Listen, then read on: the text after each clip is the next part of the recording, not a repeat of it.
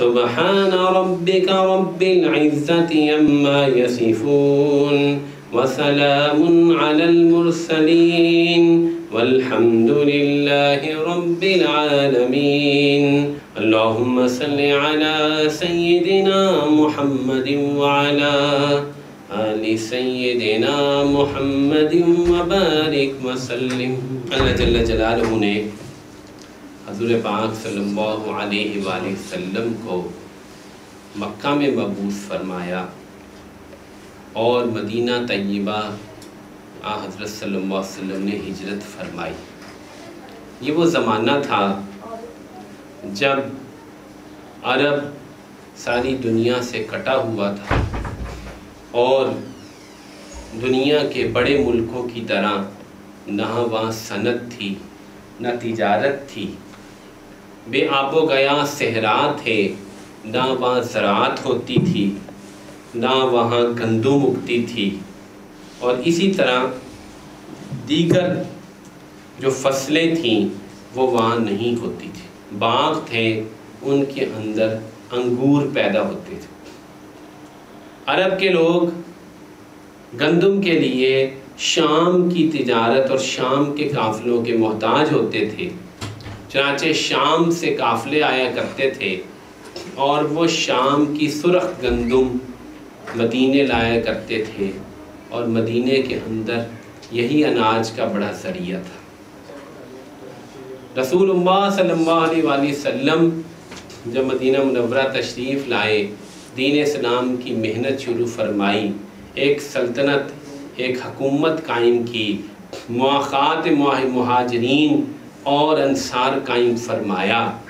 یہ وہ وقت تھا جب مدینے کی روزی کا سارا مدار وہ صرف کھجوروں کی تجارت پر تھا، اور مہاجرین وہ لوگ تھے جو لٹے پٹے ہوئے اپنے گھروں کو چھوڑ کر مکہ معظمہ سے مدینہ منورہ آ گئے تھے۔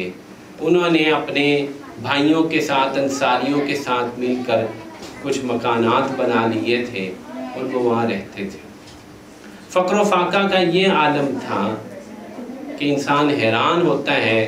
رسول اللہ صلی اللہ علیہ وسلم کے اپنے گھر میں 2 مہینے آگ نہیں جلتی تھی۔ حضرت عائشہ رضی اللہ عنہ فرماتی ہیں کہ بیت رسول میں 2 مہینے ایسے گزر جاتے تھے کہ چولہا نہیں جلا کرتا تھا۔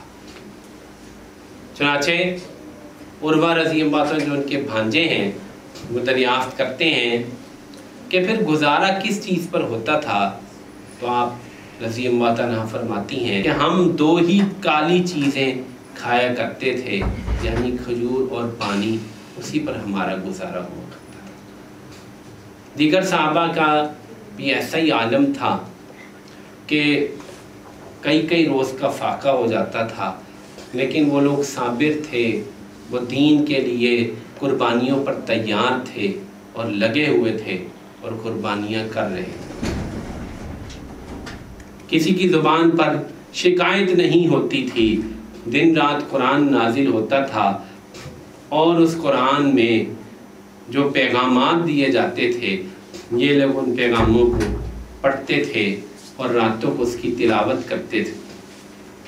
ابو ہریرہ رضی اللہ تعالیٰ عنہ اصحاب صفہ کا حال بیان کرتے ہیں۔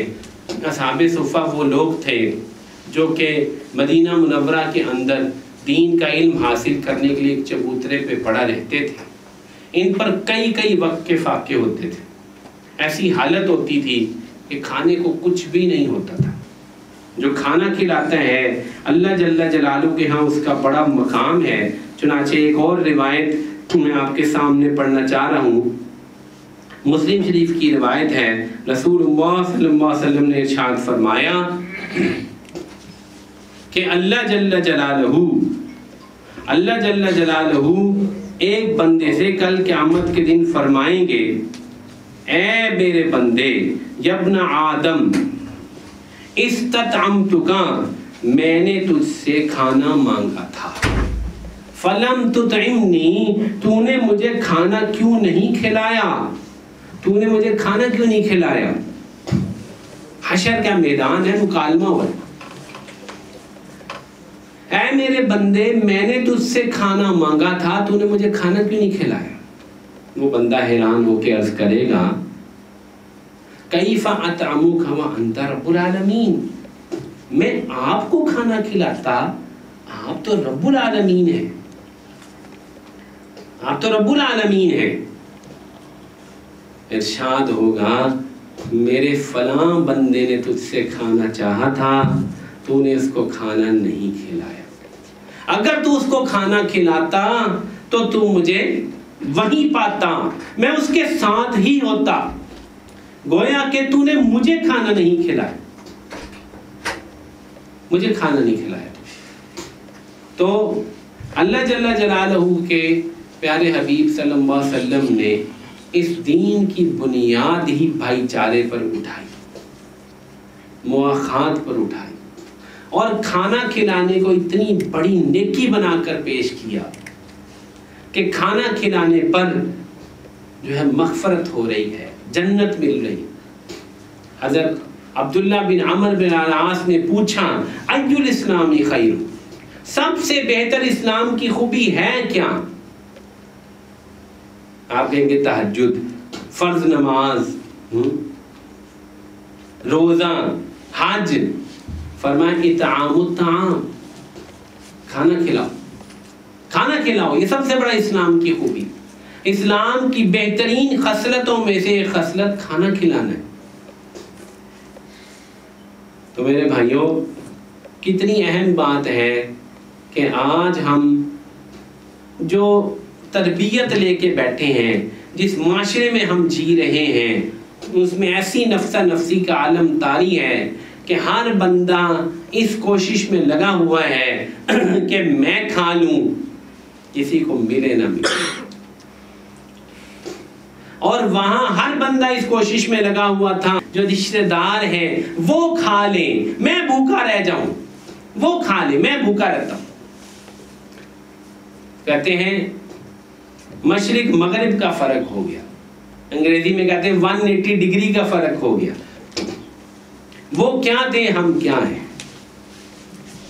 لیکن جس بات نے اس وقت ایک الارم بجا دیا ہے وہ بڑھتا ہوا فقر و فاقہ ہے۔ آج سے پہلے یہ مسائل ایسے نہیں تھے۔ میں سچ عرض کرتا ہوں، میں نے بہت دفعہ عرض کیا ہے، کرونا ایک نئی دنیا کا آغاز تھا، ایک نئے گلوبلائز سسٹم کا آغاز تھا۔ اس پر بہت ساری کتابیں لکھی گئیں، لیکن ون ورلڈ آرڈر کے نام سے ڈاکٹر جان کولمین کی کتاب، جو کہ امریکہ کے بڑے ایک مفکر گزرے ہیں، انہوں نے یہ باقاعدہ طور پہ پورا منصوبہ بے نقاب کیا، ون ورلڈ آرڈر۔ یہ کتاب موجود ہے، آپ پڑھ سکتے ہیں۔ اس کے اقتباسات میرے پاس نقل کرنے کا وقت نہیں ہے، ورنہ اس کے کچھ اقتباسات میں آپ کو نقل کرتا۔ لیکن جو کتاب انہوں نے 1990 کی دہائی میں لکھی تھی، اور جو انہوں نے ایک نقشہ پیش کیا تھا، اس نقشے کی طرف جو تیز پیش قدمی شروع ہوئی ہے وہ کرونا کے بعد ہوئی۔ کرونا نے ایک دم سے سارا نظام بدل کے رکھ دیا، اور فقر و فاقہ نے حقیقی معنوں میں شروع کی ہے۔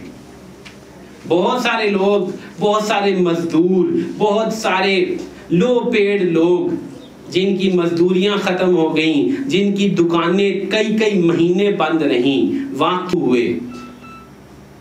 یہ فقر و فاقہ کا کوئی ایسا یہاں پر معمول نہیں ہے۔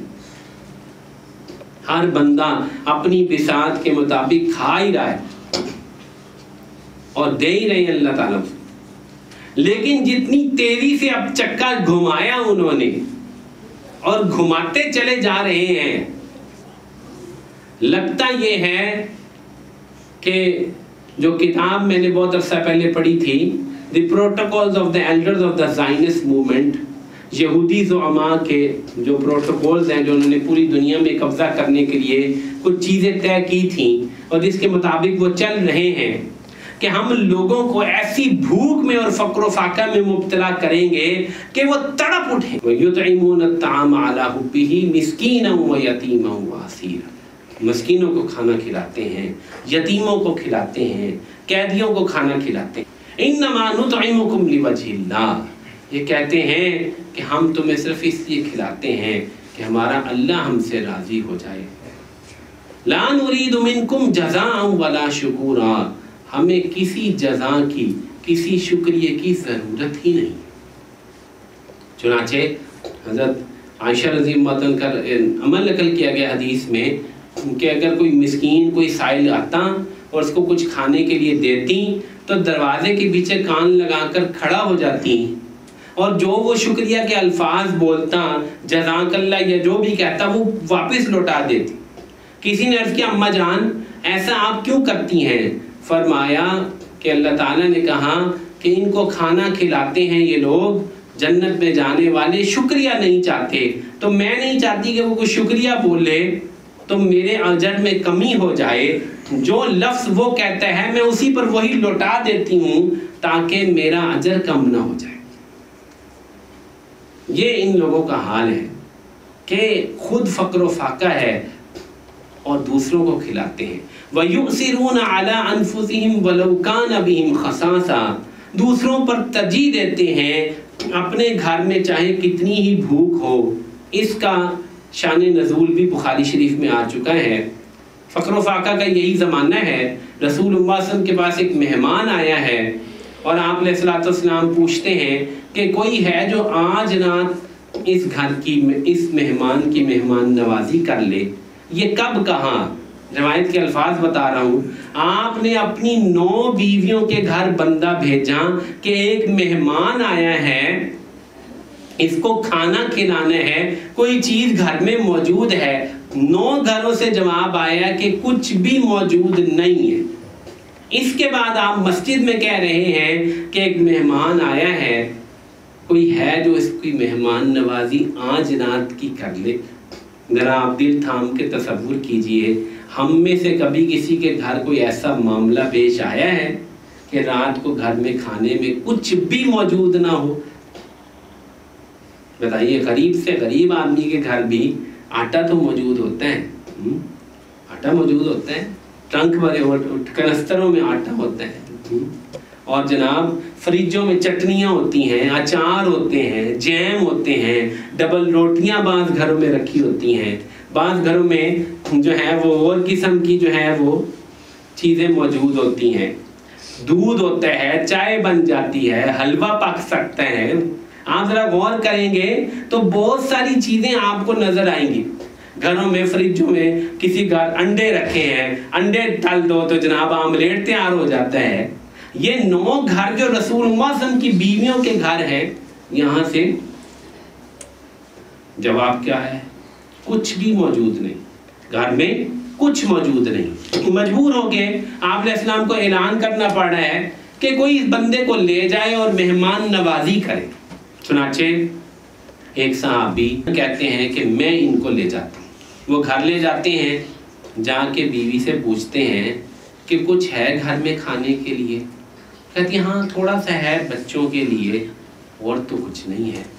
وہ کہتے ہیں اچھا ایسا کرو، بچوں کو بھلا پھسلا کے سلاؤ اور پھر جو ہے وہ اس مہمان کو کھانا کھلاتے.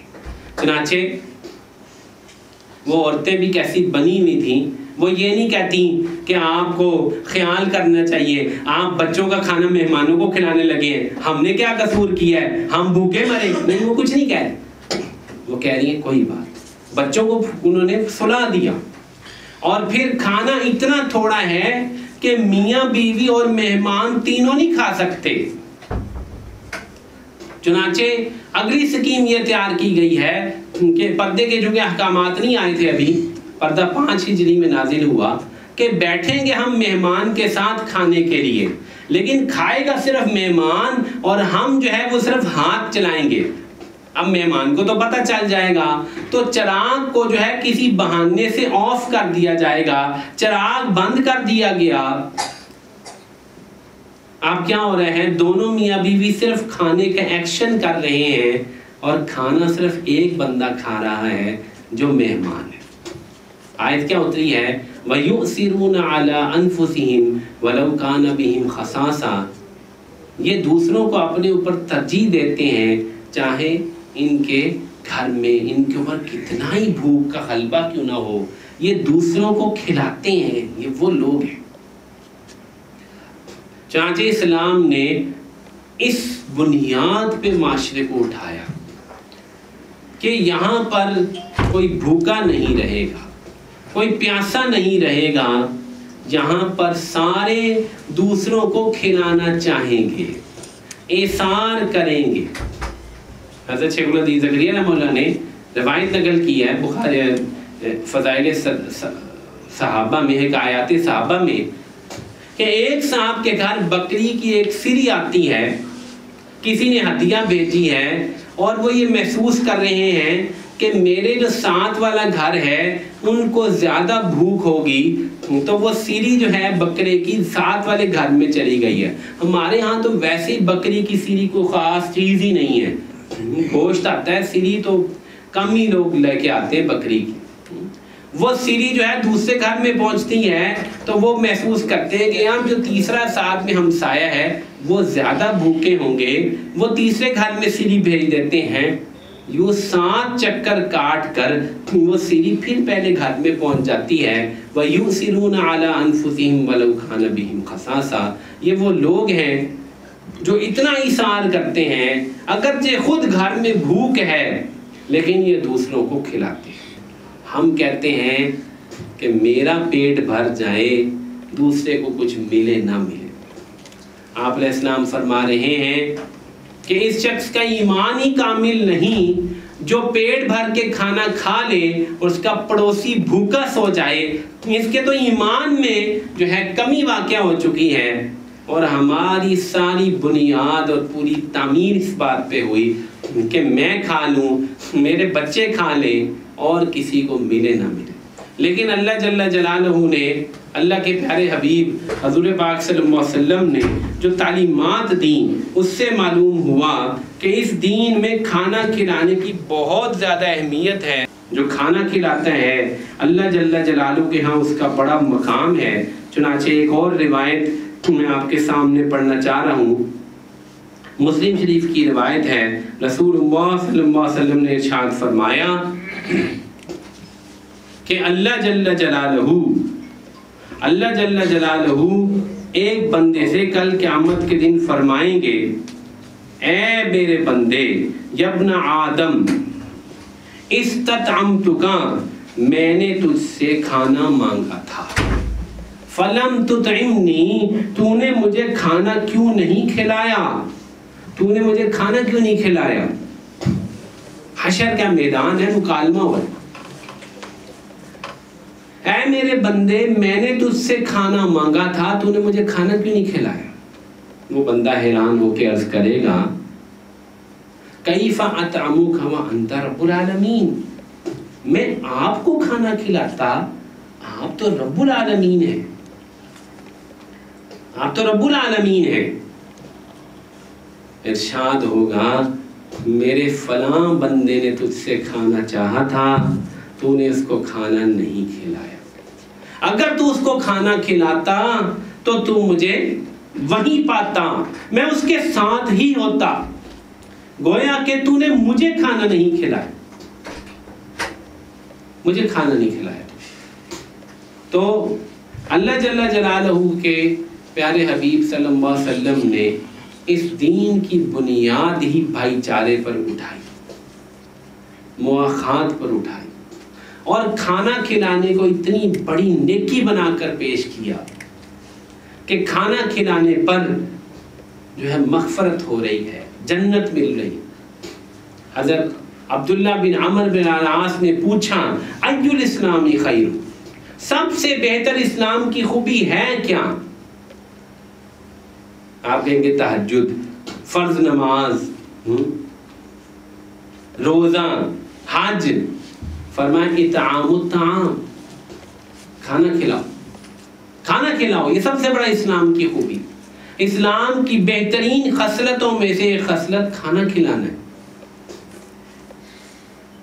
تو میرے بھائیوں کتنی اہم بات ہے کہ آج ہم جو تربیت لے کے بیٹھے ہیں، جس معاشرے میں ہم جی رہے ہیں، اس میں ایسی نفسا نفسی کا عالم طاری ہے کہ ہر بندہ اس کوشش میں لگا ہوا ہے کہ میں کھا لوں کسی کو ملے نہ، اور وہاں ہر بندہ اس کوشش میں لگا ہوا تھا کہ میرے جو مسلمان بھائی ہیں، جو رشتہ دار ہیں، وہ کھا لیں، میں بھوکا رہ جاؤں، وہ کھا لیں، میں بھوکا رہتا ہوں۔ کہتے ہیں مشرق مغرب کا فرق ہو گیا، انگریزی میں کہتے ہیں 180 ڈگری کا فرق ہو گیا۔ وہ کیا تھے، ہم کیا ہیں۔ لیکن جس بات نے اس وقت ایک الارم بجا دیا ہے وہ بڑھتا ہوا فقر و فاقہ ہے۔ آج سے پہلے یہ مسائل ایسے نہیں تھے۔ میں سچ عرض کرتا ہوں، میں نے بہت دفعہ عرض کیا ہے، کرونا ایک نئی دنیا کا آغاز تھا، ایک نئے گلوبلائز سسٹم کا آغاز تھا۔ اس پر بہت ساری کتابیں لکھی گئیں، لیکن ون ورلڈ آرڈر کے نام سے ڈاکٹر جان کولمین کی کتاب، جو کہ امریکہ کے بڑے ایک مفکر گزرے ہیں، انہوں نے ایک باقاعدہ طور پہ پورا منصوبہ بے نقاب کیا، ون ورلڈ آرڈر۔ یہ کتاب موجود ہے، آپ پڑھ سکتے ہیں۔ اس کے اقتباسات میرے پاس نقل کرنے کا وقت نہیں ہے، ورنہ اس کے کچھ اقتباسات میں آپ کو نقل کرتا۔ لیکن جو کتاب انہوں نے 1990 کی دہائی میں لکھی تھی اور جو انہوں نے ایک نقشہ پیش کیا تھا، اس نقشے کی طرف جو تیز پیش قدمی شروع ہوئی ہے وہ کرونا کے بعد ہوئی۔ کرونا نے ایک دم سے سارا نظام بدل کے رکھ دیا اور فقر و فاقہ نے حقیقی معنوں میں ادھر ڈیرے ڈالنے شروع کیے۔ بہت سارے لوگ، بہت سارے مزدور، بہت سارے لو پیڈ لوگ جن کی مزدوریاں ختم ہو گئیں، جن کی دکانیں کئی مہینے بند رہیں، واقعتاً وہاں فاقے آنے شروع ہوئے۔ یہ فقر و فاقہ کا کوئی ایسا یہاں پر معمول نہیں ہے۔ ہر بندہ اپنی بساط کے مطابق کھا ہی رہا ہے اور دے ہی رہے ہیں اللہ تعالیٰ سے۔ لیکن جتنی تیزی سے اب چکا گھمایا انہوں نے اور گھماتے چلے جا رہے ہیں، لگتا یہ ہے کہ جو کتاب میں نے بہت عرصہ پہلے پڑھی تھی، the protocols of the elders of the zionist movement, یہودی زعماء کے جو پروٹوکولز ہیں جو انہوں نے پوری دنیا میں قبضہ کرنے کے لیے کچھ چیزیں طے کی تھیں اور جس کے مطابق وہ چل رہے ہیں کہ ہم لوگوں کو ایسی بھوک میں اور فقر و فاقہ میں مبتلا کریں گے کہ وہ تڑپ اٹھیں گے اور وہ انتظار کریں گے کہ اب کوئی مسیحا آئے جو ہمیں اس مصیبت سے جان چھوڑے۔ تو آغاز ہے تیزی سے بڑھتے ہوئے فقر و فاقہ کا، مہنگائی کا۔ ایک مثال عرض کرتا ہوں، پیٹرول 300 ہونے والا ہے نا، کیا خیال ہے؟ تو اب کیا ممکن ہے کہ یہ 500 ہو جائے؟ کیوں جی 500 ہو سکتا ہے نا جی؟ اب جیسے حساب چل رہے ہیں، چلو ہو سکتا ہے 4-5 سال میں 500 ہو جائے، 3 سال میں 500 ہو جائے، 4 سال میں 500 ہو جائے۔ 300 کو ہو گیا نا تو 500 بھی ہو جائے گا۔ تو جب 500 ہو جائے گا تو مہنگائی کا لیول کہاں چلا جائے گا؟ آپ خود سوچیں۔ بجلی کا یونٹ 40 روپے ہونے والا ہے نا جی، ہو سکتا ہے 100 روپے یونٹ ہو جائے کل کو، پھر آپ کیا کریں گے؟ بجلی کیسے جلائیں؟ گاڑی کیسے چلائیں گے؟ سائیکل چلائیں گے لوگ، سائیکل ابھی چلا رہے ہیں، لوگوں نے سائیکل چلانے شروع کر دیے، سائیکل نکل آئے ہیں باہر، سائیکل نکل آئے ہیں لوگ۔ ہمارا ایک شاگرد یہ 3 دن پہلے جو ایک مسجد میں امام ہے، اس نے مجھے بتایا کہ استاد جی میں چنیوٹ سے سائیکل لے کر آیا ہوں۔ میں نے بڑا حیران ہوا، تو میں نے کہا خیر تو ہے، تو کہنے لگا استاد جی وہ ایکسرسائز وغیرہ کر ہو جاتی ہے بندے کی نا، ایکسرسائز ہو جاتی ہے۔ تو میں نے کہا کہ اب لوگ یہی بہانہ کریں گے، پیٹرول تو بیچاروں کے پاس استطاعت نہیں ہے تو وہ سائیکل چلایا کریں گے۔ جب میں نوجوان تھا تو اس وقت تو یہ اتنی گاڑیاں واڑی تھیں ہی نہیں، تو میں یہیں گلبرگ میں رہتا تھا اور گورنمنٹ سائنس کالج وحدت روڈ روزانہ سائیکل پہ جاتا تھا، 8 کلومیٹر جاتا تھا، 8 کلومیٹر آتا تھا، 16 کلومیٹر روز سائیکل چلاتا تھا، بڑی اچھی صحت تھی۔ آج کل کے جتنے برگر فیملی بچے ہیں یہ تو 1 کلومیٹر بھی سائیکل نہیں چلا سکتے، تو ان کی صحت تو بہت خراب ہے، ہماری صحت تو بہت اچھی تھی، کیوں ارشاد صاحب؟ ایسا ہی ہے نا، ہمیں کوئی ایکسرسائز کرنے کی علیحدہ سے کوئی ضرورت نہیں ہوتی تھی، کوئی جم جانے کی، ہم سائیکل اتنی چلاتے تھے، اے سی ویسی تو ہوتے ہی نہیں تھے، یہ آرام سے غالی مارکیٹ یہاں سے پیدل چلے جانا، کوئی چیز لے آنا، پنکھے کے نیچے چھت پہ سونا، یہ ہمارا معمول تھا۔ اب لوگ سائیکل کو کہہ رہے ہیں کہ جی ایکسرسائز تو ضروری ہے اس لیے اب سائیکل چلائیں گے، پیٹرول تو بیچارے لے ہی نہیں سکتے ہم، اگر پیٹرول 400-500 روپے لیٹر ہو جائے گا تو پیٹرول کون چلائے گا؟ سائیکلوں پہ آئیں گے لوگ اور گاڑیوں والے شاید موٹر سائیکل چلایا کریں۔ تو یہ ایک تصویر میں نے مزاحن نہیں کھینچی، یہ مزاح نہیں کر رہا، میں آپ سے مذاق نہیں کر رہا، ایک شکل دکھا رہا ہوں آپ کو۔ اس شکل میں کتنے لوگ ہیں جن کو بھوک کی ضرورت ہوگی، جن کو روٹی کی ضرورت ہوگی، لوگ ترس رہے ہیں ابھی، تو فقر و فاقہ بہت بڑھ جائے گا۔ تو یہ ساری آیات جس پہ اللہ جل جلالہ بتا رہے ہیں کہ کھانا کھلاؤ، کھانا کھلاؤ، لوگوں کو کھلاؤ، لوگوں کو لقمہ دو، یہ بہت بڑی نیکی ہے، بہت بڑی نیکی۔ دین اسلام نے جو بھی احکامات دیے ہیں وہ قیامت تک جاری اور ساری ہیں، کبھی ایک نیکی کا وقت آتا ہے وہ بڑھ جاتی ہے، کبھی دوسری نیکی کا وقت آ جاتا ہے، کبھی جہاد افضل ہوتا ہے جب جہاد کا وقت ہوتا ہے، حج کا وقت آتا ہے تو حج افضل ہو جاتا ہے، فقر و فاقے کا وقت آئے گا تو اطعام الطعام جو ویسے ہی بہت بڑی نیکی ہے یہ ایک بہت بڑی نیکی ہوگی۔ لیکن کرنا کیا ہوگا بھائیوں؟ مسئلہ تو یہ ہے کہ میں تو کہہ رہا ہوں بس میں کھا لوں، میرا خرچہ پورا ہو جائے، ہم دوسروں کو کیسے کھلائیں؟ ہم تو اپنے خرچوں سے تنگ ہیں، ہم دوسروں کو کیسے کھلائیں؟ تو اس بات کے لیے تیار ہونا ہوگا کہ میں نے دوسروں کو بھی کھلانا ہے۔ وہ جذبہ جو صحابہ کا تھا، ہم اگر اس تک نہیں پہنچ سکتے تو کسی درجے میں تو کچھ تیاری کریں لوگوں کو کھانا کھلانے کی۔ ایک منظر آپ کو اور دکھاتا ہوں، آپ سارے اس کا ملاحظہ کر سکتے ہیں۔ یہ جو ہماری گلی ہے جس میں آپ بیٹھے ہوئے ہیں، جس میں ہمارا گھر ہے، اس سے پچھلی گلی میں یہ جو ہے وہ ایک لنگر چل رہا ہے سیلانی فاؤنڈیشن کا، اور یہاں پہ آپ کسی دن کھڑے ہو کے بس عصر سے مغرب دیکھیں، آپ کو پتہ چل جائے گا کہ 100-150 آدمی یہاں سے کھانا لے رہا ہے، اس سے زیادہ آدمی لے رہے ہیں۔ عصر سے مغرب ہم نے پچھلے 2 اتواریں یہاں گشت کیا ہے، تو ہمارے سامنے جب ہم وہاں سے گشت کرتے ہوئے آ رہے تھے تو میرے خیال میں کوئی 15 منٹ میں 50 آدمی تو آیا ہوگا کھانا لینے، اس میں عورتیں بھی تھیں اور موٹر سائیکلوں پہ لوگ آئے اور دور سے پردیسی بھی آئے۔ اور وہ روٹی کیسے مل رہی ہے؟ ایک روٹی، اس کے اوپر تھوڑے سے مسر، اس کے اوپر دوسری روٹی، اور وہ ایک بندے کو دے دیتے ہیں اور وہ ادھر ہی پاس بیٹھ کے گھاس پہ وہ روٹی کھا رہے ہیں۔ ایک سوال پیدا ہوتا ہے جس کا میں جواب دینا چاہ رہا ہوں، بات لمبی ہو رہی ہے، وہ سوال ہم میں سے اکثر لوگ کر دیتے ہیں۔ میں نے یہی بات ایک نجی مجلس میں کی تو ان لوگوں نے ان صاحب نے مجھ سے یہ سوال کیا، مجھے کہنے لگے مفتی صاحب آپ لوگوں کو فقیر بنانا چاہتے ہیں، آپ لوگوں کو فقیر بنا رہے ہیں، عادی بنانا چاہتے ہیں کہ لوگ جو ہیں وہ لائنوں میں لگ کے روٹی لیں، مفت کی روٹی کھا لیں اور محنت نہ کریں، ان کو فقیر بنانا چاہتے ہیں، محتاج بنانا چاہتے ہیں۔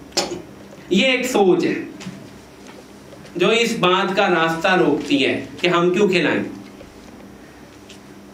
تو قدرتاً جب ہم گشت میں تھے، اس کے قریب پہنچے تو میں نے ایک ساتھی کو کہا کہ یار یہ تو لوگوں کو فقیر بنا دیا ہے، یہ یہاں پر لائنوں میں لگ کے روٹی لے رہے ہیں اور کھا رہے ہیں۔ تو اس نے مجھے کہا کہ مولوی صاحب جس کے گھر میں دانے ہوتے ہیں نا وہ کبھی بھی لائنوں میں لگ کے یوں روٹی نہیں کھاتا، کس کا دل چاہتا ہے کہ وہ یوں لائن میں کھڑا ہو کے ہاتھ آگے کر کے روٹی لے اور پھر وہ بیٹھ کے ادھر پارک میں کھائے۔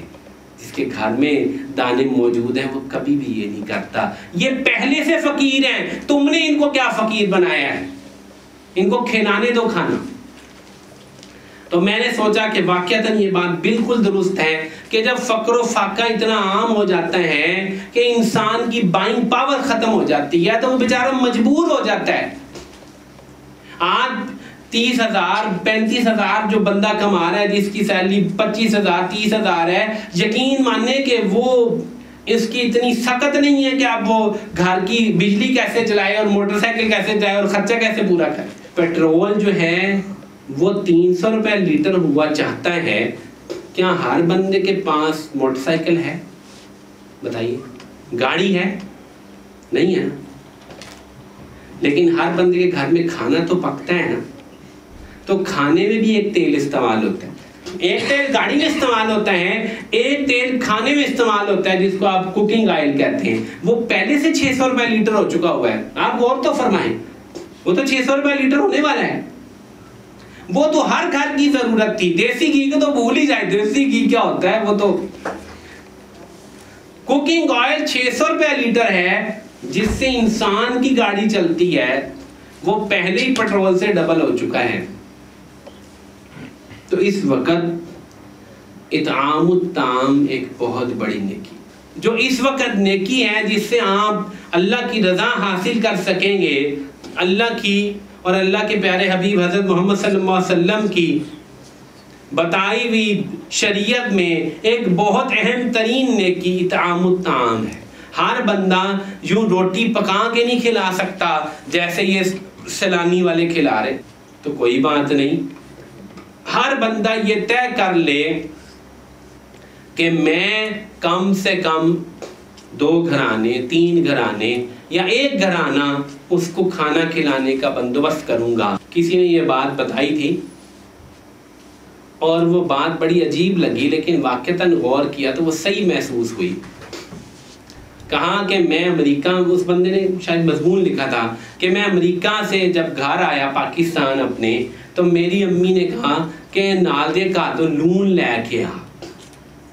تو مجھے بڑی شرم آئی کہ ہم امریکہ سے میں واپس آیا ہوں اور ہمارا اتنا بڑا گھر ہے اور میری امی کہہ رہی ہیں ساتھ والے گھر سے نمک لے آ۔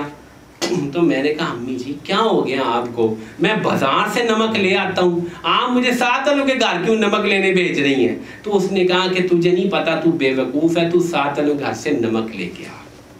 2 دن بعد میری امی نے کہا ذرا پتی تیسرے گھر سے پتی لے آ۔ پھر مجھے بڑا غصہ آیا کہ پتہ نہیں امی کو کیا ہو گیا ہے، ایک گھر سے نمک منگواتی ہے، دوسرے گھر سے پتی منگواتی ہے، تھوڑی سی پتی منگوا لی، تھوڑی سی نمک منگوا لیا۔ میں نے اپنی امی سے کہا کہ یہ کیا آپ کر رہی ہیں؟